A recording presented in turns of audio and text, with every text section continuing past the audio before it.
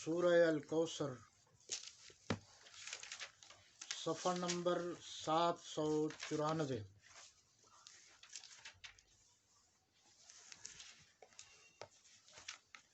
الحمد للہ وکفی وسلام علی عبادہ الذین اصطفی۔ اما بعد فاعوذ باللہ من الشیطان الرجیم۔ بسم اللہ الرحمن الرحیم۔ انا اعطیناک الکوثر فصل لربک وانحر ان شانئک هو الابتر۔ صدق اللہ مولانا العظیم۔ ترجمہ دیکھیے جی۔ اللہ کے نام سے شروع ہوئی جو سب پر مہربان، بہت مہربان ہے۔ جو یہاں لکھا ہے شروع اللہ کا نام لے کر، جو بڑا مہربان نہایت رحم والا ہے۔ اے محمد صلی اللہ علیہ وسلم، ہم نے تم کو، آپ کو کوثر عطا فرمائی ہے۔ تم اپنے پروردگار کے لیے نماز پڑھا کرو اور قربانی کیا کرو۔ کچھ شک نہیں کہ تمہارا دشمن ہی بے اولاد رہے گا۔ بسم اللہ الرحمن الرحیم کا جو میں نے ترجمہ کیا ہے، یہ مولانا تقی عثمانی صاحب نے لکھا ہے اور مجھے وہ بہت پسند ہے کہ اللہ کے نام سے شروع جو سب پر مہربان، بہت مہربان ہے۔ رحمان اور رحیم کی تفسیر مولانا عبید اللہ سندھی صاحب نے بڑے عجیب انداز میں لکھ دی۔ وہ فرماتے ہیں کہ رحمان سے مراد ایسی شفقت ہے جیسے باپ کو اولاد پر شفقت ہوتی ہے، پیار ہوتا ہے، محبت ہوتی ہے۔ اور رحیم اس کا انہوں نے لکھا ہے جس طرح ماں کو اپنی اولاد سے پیار ہوتا ہے۔ تو اللہ ماں اور باپ سب سے زیادہ اپنے بندوں سے پیار کرنے والا ہے، اس لیے لفظ الرحمن ہے اور الرحیم ہے، اور الف لام لگانے سے یہ معرفہ بن گیا کہ اللہ کی ذات سے بڑھ کر نہ کوئی رحمان ہے نہ کوئی رحیم ہے۔ اور یہ میں نے لفظ کیا ہے شروع اللہ کے نام سے، یہ بھی ذہن میں رہے، یہ مولانا احمد علی لاہوری رحمۃ اللہ علیہ نے اپنا ترجمہ قرآن عزیز میں لکھا ہے، اللہ کے نام سے شروع۔ ہم نے آپ کو کوثر عطا کی ہے۔ ایک عام سادہ سا لفظ ہے ان، نون غنہ اور ایک نون کے ساتھ الف ہے، تو دونوں کے ترجمے میں فرق ہے۔ عام طور پر ان کا معنی ہے یقیناً، بالیقین، بے شک، اور یہاں جو معنی ہے اس کا معنی بھی وہی ہے، لیکن فرق یہ ہے کہ اس کا معنی ہے ہم نے، بے شک ہم نے، یعنی اللہ فرما رہے ہیں ہم نے آپ کو کوثر عطا کی۔ کوثر سے مراد ایک ہے حوض کوثر جس پر برتنوں کے ڈھیر ہوں گے،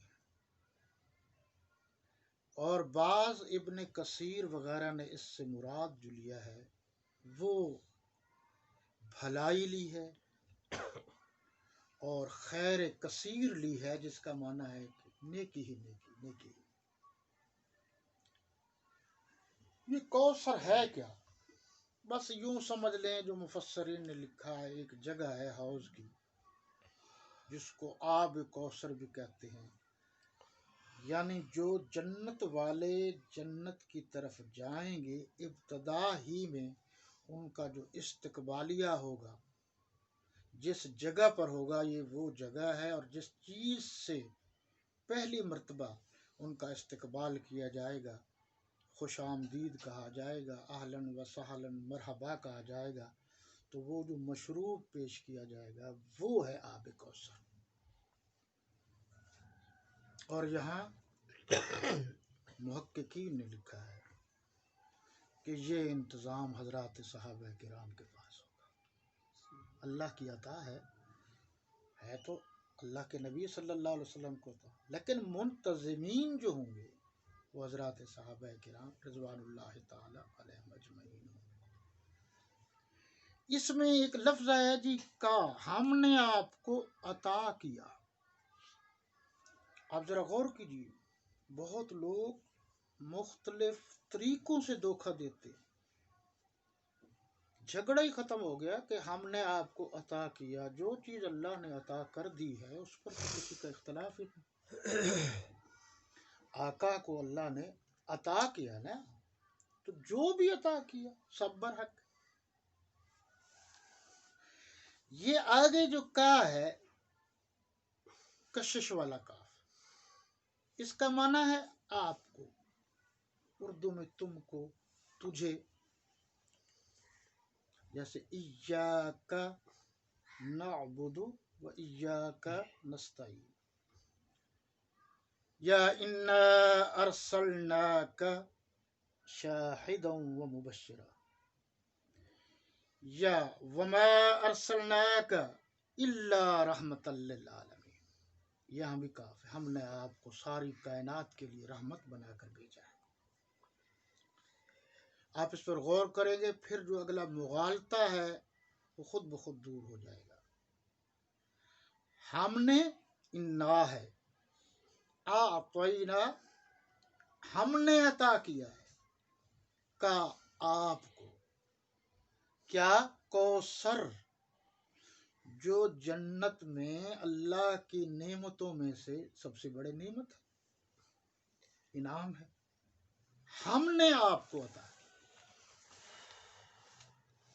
اگر آپ کو یہ لفظ سمجھ میں آ گیا ہے تو جو لوگ یہ کہہ رہے ہیں کہ یہ آیت حضرت علی کے بارے میں ہے کہ ہم نے آپ کو کوثر عطا کی ہے، اللہ نے ان کو کوثر عطا کی ہے، تو وہ یہ مفہوم اپنی طرف سے گھڑ گھڑ کے پیش کر رہے ہیں جو غلط ہے۔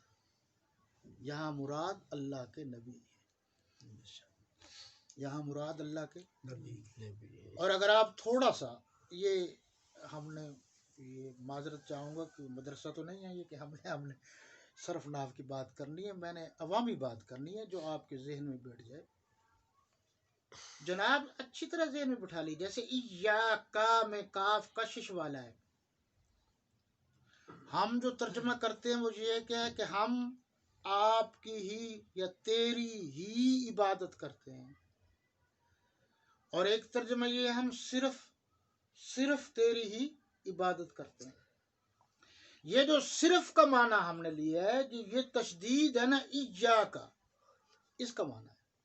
اور اگر کوئی ایاکا پڑھتا ہے، ایاکا نہیں پڑھتا، ایاکا پڑھتا ہے اور جان بوجھ کر پڑھتا ہے تو وہ فارغ ہے، پھر تو اس میں سارے داخل ہو جائیں گے۔ ترجمہ یہ ہے کہ ہم تیری ہی عبادت کرتے ہیں، جس کا مفہوم یہ ہوگا ہی میں کوئی اور داخل ہو ہی نہیں سکتا، اللہ کے سوا غیر اللہ میں سے کوئی ہی میں داخل نہیں ہو سکتا۔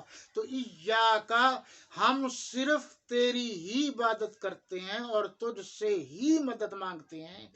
تو اسی طرح ذرا آپ غور فرمائیں گے، جیسے اللہ کی عبادت میں کوئی شریک نہیں ہو سکتا، وما ارسلناک، اسی طرح میرے نبی کی نبوت و رسالت میں بھی کوئی اور شریک نہیں ہو سکتا۔ اسی طرح انا اعطیناک الکوثر، کہ اللہ نے جو میرے نبی کو کوثر عطا کی ہے، اللہ نے جو انعام عطا کیا ہے، اس جیسا انعام بھی اللہ نے سوائے آخر الزمان پیغمبر صلی اللہ علیہ وسلم کے کسی اور کو عطا ہی نہیں کیا۔ بے شک۔ تو یہ سادہ سا مفہوم آپ ذہن میں رکھیے۔ फसल्ली लिरब्बिका वन्हर।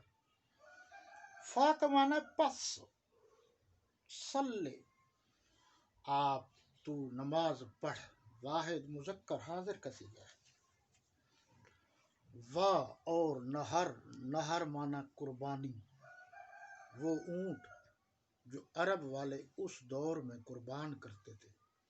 बाकी जानवरों का लिटा के कुर्बान किया जाता है, लेकिन वो है कि जिसको नहर किया जाता है, जिसकी गर्दन पर जो है ना बाकायदा वो जानवर यानी ऊंट खड़ा होता है, तो उसको अरब वाले कहते थे फलां ने नहर किया है, यानी ऊंट ज़िबा किया है। इसका आम माना जो है तू कुर्बानी कर। कुरान तो कुरान है, यहाँ दो बड़े फितनों के सरकोबी कर दिए कुरान ने, दो बड़े फितनों के। आपके इल्म में होगा कि पूरे पाकिस्तान में एक फितना है जो नमाज का इनकारी है, और मेरी तो उनसे बहस भी हुई है। नमाज का इनकारी है, खुले आम प्रोग्राम करते हैं और उसमें कहते हैं कि नमाज नहीं है, सब मौलवियों का झूठ है ही नहीं, वजूद ही नहीं है। अभी क्या है, परेड है नमाज। अच्छा, और जी अदब से खड़े हो जाए जहां मौका मिले। और जी आप जब एक मुसलमान दूसरे मुसलमान को मिलता है, ये नमाज है। आपने गौर फरमाया, दूसरा धड़ा परवेजियों का भी है, वो कहते हैं जी कहीं नहीं लिखा हुआ नमाज पढ़ो, कुरान ने लिखा है नमाज कायम करो, कुरान वाकई मुसलाता। अब क़याम पर तो अलहदा बहस है कि कायम करना किसे कहते हैं। अब कितने सादा सी बात है कि कुरान ने ये कहा कि तू नमाज पढ़, नमाज न पढ़ना, सुस्ती करना, इससे गुनाह होता है, इनकार करना इससे कुफ्र होता है। तो फसल्ली लिरब्बिका, तू नमाज पढ़। किसके लिए पढ़? पीर के लिए पढ़, बड़े लोगों के लिए पढ़? नहीं। खबरदार, तूने उस वक़्त के मुशरिकीन इबादत किसकी करते थे? गैरुल्लाह की। तो नमाज अफजल तरीन इबादत है ना, अगर आप गौर करें ना, नमाज अफजल तरीन इबादत है, तो कहा गया तू नमाज पढ़। खबरदार